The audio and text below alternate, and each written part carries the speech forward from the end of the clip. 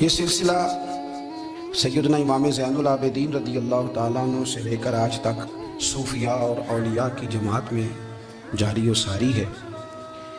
ان اولیاء اللہ میں سے کچھ لوگ ایسے ہیں جو بالکل قرون اولیٰ کے لوگ ہیں، جو صوفیاء کی جماعت میں سابقون الاولون کہلاتے ہیں۔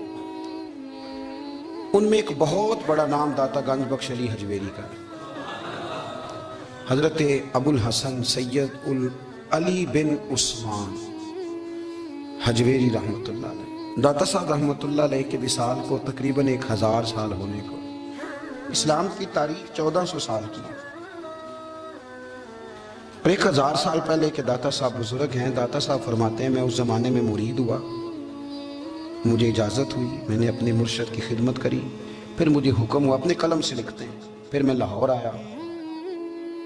داتا صاحب رحمۃ اللہ علیہ، بابا فرید صاحب رحمۃ اللہ علیہ، حضرت شیخ عبد القادر جیلانی غوث پاک رضی اللہ تعالیٰ عنہ، یہ وہ بزرگ نہیں ہیں کہ جن کی تاریخ دفن ہے، جن کا کوئی پتہ نہیں کہاں سے آئے، کہاں گئے، کیا تھے، کیا کرتے تھے، یہ وہ اس طرح کے لوگ نہیں ہیں۔ ان لوگوں کا کلام اصل صورت میں آج بھی دنیا میں موجود ہے۔ بابا فرید کی تحریریں موجود ہیں، حضرت غوث پاک کی کتابیں موجود ہیں، داتا گنج بخش علی حجویری کی کشف المحجوب شاید دنیا کی ہر زبان میں ملتی ہے۔ اب میں جو بات کہنے لگا اس پر غور کرنا، اگر کشف المحجوب آپ پڑھیں نا ساری، تو سب سے پہلے وہاں ملنگوں کا داخلہ بند ہوگا، کوئی ملنگ آپ کو نظر نہیں آئے گا، چونکہ داتا صاحب کی تعلیمات بالکل اس کے برعکس ہیں۔ فوری طور پر وہاں عورتوں کا داخلہ بند ہوگا، چونکہ داتا صاحب کی تعلیمات اس کے بالکل برعکس ہیں۔ میلے ٹھیلے یہ ساری چیزیں وہاں بند ہوں گی۔ یہ کوئی کہیں نہیں داتا صاحب نے کہا کہ پنڈی سے پیدل آنا بڑے بڑے جھنڈے اٹھا کے اور میرے مزار پہ حاضری دینا، داتا صاحب اس کے مخالف ہیں، اس لیے کہ وہ کوئی ایسی چیز تو نہیں کہ وہ دفن ہے۔ داتا علی حجویری کی تعلیمات تو لکھی ہوئی ہیں، کتاب موجود ہے، اور ہر چیز کا انہوں نے بیان کر دیا اس کے اندر۔ علم سے شروع ہوئے ہیں وہ، علم، عمل، فقر۔ داتا صاحب نے تو کھانے کے آداب بھی بیان کیے، داتا صاحب نے چلنے کے آداب لکھے ہیں کشف المحجوب کے اندر، داتا صاحب نے بولنے کا شریعت میں کیا طریقہ وہ بھی بیان فرمایا۔ داتا صاحب نے تو کوئی ایسی چیز نہیں ہے جو آپ کہیں کہ باہر سے لے کے جانی پڑے۔ مسئلہ تو یہ ہے کہ یہ جو کچھ ہو رہا ہے، ایک آدمی ان کی قبر سے پھول اٹھاتا ہے اور وہ کسی کے گلے میں ڈالتا ہے تو اس کا بھی اسے 400-500 روپیہ نذرانہ چاہیے۔ یہ کہاں لکھا ہے داتا صاحب نے؟ کس کتاب کا حصہ ہے؟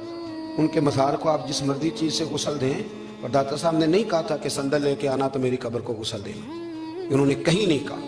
کیوں زیادتی کرتے ہیں مشائخ کے ساتھ؟ میرے اعلیٰ حضرت فاضل بریلوی رضی اللہ تعالیٰ عنہ سے کسی نے پوچھا تھا، ہم بڑی لوگوں کی باتیں سنتے ہیں، مزارات پہ لوگ جاتے تھے تو نفع ہوتا تھا، اب کیا بات ہوئی؟ اب اس طرح سے ہماری دعائیں مستجاب نہیں ہوتی۔ اعلیٰ حضرت فرمانے لگے تم بزرگوں کے مزاروں پہ غیر شرعی کام کرتے ہو، اللہ والے تم سے ناراض ہو گئے، وہ تو تم سے ناراض ہیں، وہ تمہاری سفارش کریں گے اللہ کی بارگاہ میں، وہ تو ناراض ہیں تم سے، تم وہاں جا کے جو کچھ کرتے ہو وہ ان کو راضی کرنے والا ہے کہ ناراض کرنے والا ہے؟ تو داتا صاحب نے تعلیم، سب سے پہلے آپ نے اسبات علم کا باب باندھا ہے، اور آیت یہ لکھی ہے پہلے، انما یخشی اللہ من عبادہ العلماء۔ آپ فرماتے ہیں علم ہوگا تو بندہ اللہ سے ڈرے گا، اور بڑی یہ سخت بات ہے، پر داتا صاحب نے لکھی ہے، میری مجبوری ہے، تعلیمات داتا گنج بخش موضوع ہے، یہ بات کرنی پڑے گی۔ داتا صاحب کہتے ہیں جو بندہ بغیر علم کے فقیری کا دعویٰ کر جائے، وہ اسی طرح ہے جس طرح کنویں کے گرد بیل پانی نکالنے کے لیے گھوم رہا ہوتا ہے، وہ چلتا تو رہتا ہے پر اس کی منزل کوئی بھی نہیں ہوتی۔ اگر کوئی منزل لینا چاہتا ہے تو پہلے اللہ کی کتاب پڑھے اور مدینے والے محبوب کی حدیث یاد کرے، پھر اسے منزل نصیب ہوگی، ورنہ اس کے لیے کوئی رستہ تعین ہو سکتا۔ اور داتا صاحب نے پھر حدیث لکھی نبی کریم علیہ السلام کی، فرماتے کچھ علم حاصل نہیں کرتے، کچھ علم لیتے ہیں پر اس سے نفع نہیں لیتے، پتہ ہوتا ہے پر عمل نہیں کرتے۔ آپ نے حدیث لکھی ہے، نبی کریم علیہ السلام نے فرمایا اللہم انی اعوذ بک من العلم لا ینفع، اے اللہ میں اس علم سے تیری پناہ مانگتا ہوں جو علم تو ہو پر اس سے نفع نہ اٹھایا جا سکے، جو علم تو ہو پر اس پر عمل نہ ہو۔ داتا صاحب رحمۃ اللہ علیہ فرماتے ہیں علم ہمیشہ اس لیے سیکھنا کہ اللہ تبارک و تعالیٰ تمہیں اس کا نفع عطا کرے، اور پھر آگے بڑھتے ہیں تو آپ فرماتے ہیں جب علم سیکھ لو تو پھر نہ اللہ رسول سے عشق کرنا، فرماتے ہیں پھر نمازیں پڑھنا آسان ہو جائے گا، روزے رکھنا آسان ہو جائے گا، قرآن مجید پڑھنا آسان۔ پھر داتا صاحب ایک تیسری بات ارشاد فرماتے ہیں، ایک تیسری بات داتا صاحب کرتے ہیں، داتا صاحب کہتے ہیں کہ یہ یاد رکھ کہ جو تجھے اعزاز ملے گا نا زندگی میں، اعزاز تجھے جو زندگی میں ملے گا، اور کوئی کرامت اگر تجھے ملے گی تو وہ صرف نبی پاک علیہ السلام کی سنت اور شریعت کی وجہ سے ملے گی۔ تو جتنے مرضی چلے کاٹ لے، وظیفے کر لے، کالا جادو، نیلا جادو، پیلا جادو، جو مرضی تو سیکھ لے، اگر تجھے کوئی اللہ شان دے گا تو صرف اس لیے دے گا کہ تو نبی پاک کے دین پہ عمل کرتا ہے۔ میرے عزیز، داتا علی اجمیری رحمۃ اللہ علیہ فرماتے ہیں تو سنت پہ عمل کر، شریعت پہ عمل کر۔ اللہ کا قرآن کہتا ہے قل ان کنتم تحبون اللہ فاتبعونی یحببکم اللہ۔ فرمایا اللہ کا قرآن کہتا ہے کہ جب تو نبی کریم کی غلامی کرے گا نا تو اللہ خود تمہیں اپنا محبوب بنا لے گا، اللہ خود تمہیں اپنا محبوب بنا لے گا۔ تو اور کیا چاہیے؟ ایک بات علم، پھر فرمایا اللہ رسول سے محبت، پھر فرمایا حضور کی غلامی۔ اس سے سارے مکاشفات کھلیں گے، اس سے سارے مشاہدات کھلیں گے، اسی سے کرامتیں ملیں گی، اسی سے مقبولیت ہوگی، اسی سے اللہ نبی کی بارگاہ میں درجہ ملے گا۔ داتا صاحب فرماتے ہیں کہ اپنی زندگی میں نا فقیر درویش کسی دنیا دار کے سامنے ہاتھ نہیں پھیلاتا، اپنی سفید پوشی بچا کے رکھتا ہے، وہ ہاتھ نہیں پھیلاتا۔ داتا گنج بخش علی اجمیری فرماتے ہیں اپنی ذات پر کبھی سوال کا دروازہ نہ کھولو۔ آپ فرماتے ہیں میرے مریدوں سے پوچھ لو، میں نے دینے کا مزاج بنایا ہے، لینے کا مزاج نہیں بنایا۔ اور داتا صاحب فرماتے ہیں صوفیاء کی ایک جماعت ہے جو کہتی ہے ہم نے تو کبھی اپنی زبان پر دکھ بیان ہی نہیں کیے، ہر شے اپنے رب رسول کے حوالے کر دی، ہر شے اللہ رسول کے۔ اور داتا صاحب کہتے ہیں کچھ ایسے بھی ہیں جو دعا بھی نہیں مانگتے، لوگوں کے لیے مانگتے ہیں، اپنے لیے نہیں مانگتے۔ آپ دعا کیوں نہیں مانگتے؟ تو کہتے ہیں اللہ کو تو پتہ ہی ہے ہمیں کیا چاہیے۔ داتا صاحب رحمۃ اللہ علیہ فرماتے ہیں ہماری تعلیمات ہیں کہ اپنے دکھ درد دنیا داروں سے بیان نہیں کرنے، سوال کا دروازہ لوگوں کے سامنے کھولنا اللہ والوں سے کہیں گے کبھی کہنا ہوگا۔ تو آپ فرماتے ہیں کہ اپنی ساری خواہشات اپنے رب رسول سے، آپ فرماتے ہیں کہ اگر اللہ کے حوالے اپنی خواہشات کر دو گے تو رب تمہیں نا عام لوگوں سے زیادہ عطا کرے گا۔ داتا صاحب فرماتے ہیں اگر تو چاہتا ہے نا رب جلدی راضی ہو جائے پھر اللہ کی مخلوق سے محبت کرنی شروع کر دے۔ اگر تو چاہتا ہے کہ رب راضی نہیں صرف جلدی راضی ہو پھر اللہ کی مخلوق سے پیار کا۔ اللہ خود داتا صاحب اپنی بات کرتے ہیں، کہتے ہیں میں دریائے راوی سے گزر رہا تھا، یہ ایک اور جگہ آپ کی سیرت میں لکھا ہے، یہ کشف المعجوب میں نہیں ہے۔ راوی سے گزر رہے تھے تو داتا صاحب نا اکثر ٹینڈ کرا کے رکھتے تھے، کئی بزرگ ہیں جو سر پہ بال نہیں رکھتے، ٹینڈ کرائی ہوئی تھی تو کشتی میں گزر رہے تھے تو سامنے سے کچھ نوجوان بھی کشتی میں آ رہے تو آپ نے نا سر سے کپڑا اٹھایا، تو جب سر پہ کھجلی کر رہے تھے نا، یہ واقعہ اور بزرگوں کے بارے میں بھی کتابوں میں آتا ہے، داتا صاحب کے بارے میں بھی آتا ہے، سر پہ جب کھجلی کی نا تو بچوں نے ٹینڈ دیکھی تو ایک کہنے لگا ذرا دیکھو بابے کا سر کیسے چمک رہا ہے، ایک نے مذاق کی اور باقی ہنسنے لگے، پھپتیاں کسنے لگے۔ یہ اچھی بات نہیں ہوتی، یہ بزرگوں کے بارے میں یہ رویہ اللہ کو ناپسند ہے۔ اب وہ مذاق اڑا رہے ہیں تو داتا صاحب کے ساتھ مرید تھے جلال میں، کہنے لگے حضور بد دعا کرے ان کے لیے، اتنے نالائق ہیں، یہ کوئی طریقہ ہے؟ داتا صاحب کہنے لگے کر دوں کہ حضور کر دیں۔ مرید کہتے ہیں داتا صاحب نے ہاتھ اٹھائے تو ہمارا خیال تھا اب یہ ڈوب کے مر جائیں گے، تو داتا صاحب نے ہاتھ اٹھا کے پتہ کیا فرمایا، کہا اے اللہ یہ جس طرح اب ہنس رہے ہیں نا انہیں ہمیشہ ہنستا ہی رکھنا، اللہ ان بچوں کو ہمیشہ ہنستا ہی رکھنا، یہ بیچارے کبھی روئے نہیں، ان کو ہنستا ہی رکھنا۔ اللہ اکبر، یہ دعا مانگتے مانگتے نا کنارہ آ گیا، داتا صاحب بھی کنارے پہ اترے تو وہ نوجوان بھی پیچھے آ گئے، آ کے آپ کے پیروں میں بیٹھے معافی مانگنے لگے، کہنے لگے حضور معاف کر دیں۔ فرمایا ایک شرط ہے، وہ کون سی؟ فرمایا روز پڑھنے آیا کرو گے؟ میں کہا حضور آیا کریں گے۔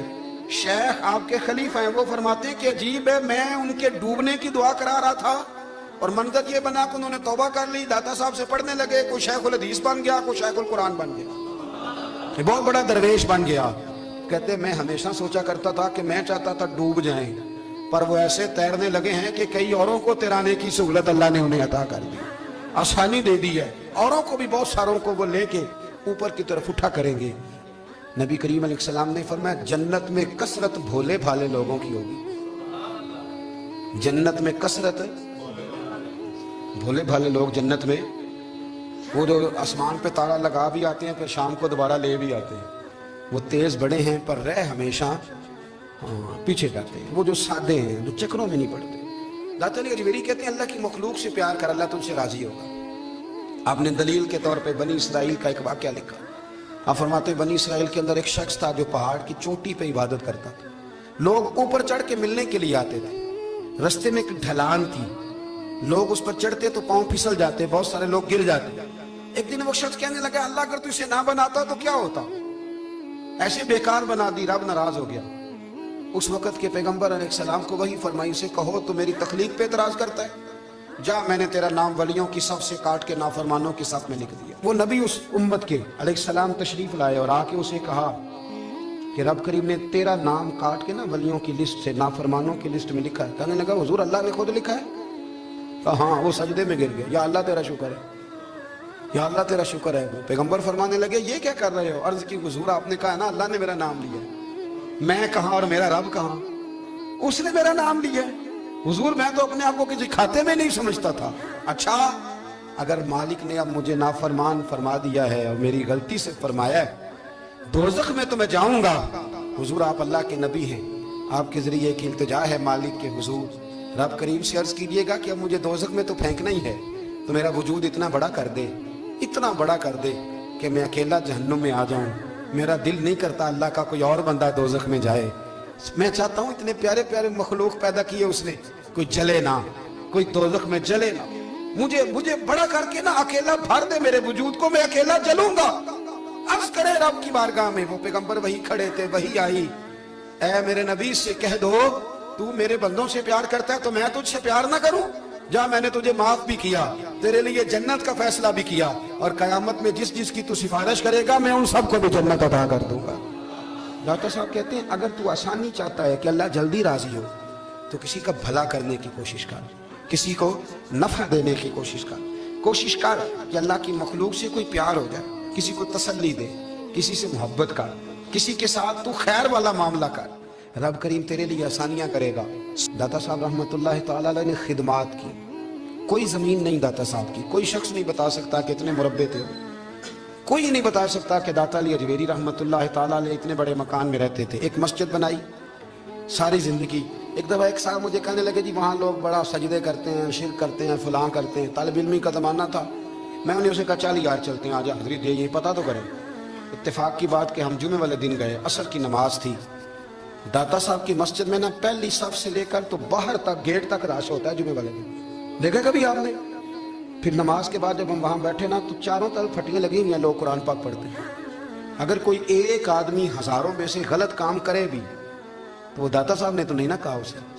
میں کہتا ہوں تمہیں وہاں جاہل بندے تو نظر آتے ہیں, تو جو وہاں سارا دن قرآن پڑھا جاتا ہے وہ نہیں نظر آتا, جو وہاں حدیث پاک کا درس ہوتا ہے وہ نہیں دکھائی دیتا. وہ جہاں ہزاروں مزدور جو لاہور کے کوئی کہیں مزدوری کرتا ہے, کہیں مزدوری کرتا ہے, روٹی اسے داتا صاحب کے آستانے سے مل جاتی اور وہاں بیٹھ کے لوگ اپنا گزارا کر لیتے ہیں. یہ تمہیں کیف نہیں نظر آتا, یہ رنگ نہیں تمہیں دکھائی دیتا؟ او بھائی وہاں ہر جمعے ہزاروں لوگ اللہ کے حضور جھکتے ہیں, کوئی ایک آدھ آدمی غلط کام کرتا تمہیں دکھائی دیتا ہے کہ اس کو بنیاد بنا لیتے ہو. ہم جس دن گئے نا اس بندے کو تو ہم بیٹھے رہے مغرب تک, پر ایک بندہ بھی سجدہ کرنے والا نہیں ملا. میں نے کہا تو کہتا تھا لوگ قبر کو سجدہ کرتے ہیں, یہ تو سارے اللہ کو کر رہے ہیں, یہ تو سارے قرآن شریف پڑھ رہے ہیں, تو دعاؤں میں لگے ہوئے. داتا صاحب کے مزار کے ساتھ جو مسجد ہے آج بھی اس میں ہزاروں لوگ اعتکاف کرتے ہیں, جگہ نہیں ملتی اعتکاف بیٹھنے. بھائی کیا بات کرتے, وہ تو دنیا سے چلے بھی گئے تو پھر بھی لوگوں کو اپنے مزار پر نمازیں ہی پڑھوا رہے ہیں, قرآن ہی پڑھوا رہے ہیں, جمعے ہی ہو رہے ہیں. درس داتا صاحب کے مزار پر مدرسہ قائم ہے جامعہ اجویریہ, درس نظامی کی کلاسیں لگتی ہیں, کتابیں چھپتی ہیں, دین کا کام ہوتا ہے, وہاں ایک پورا انسٹیٹیوٹ قائم ہے.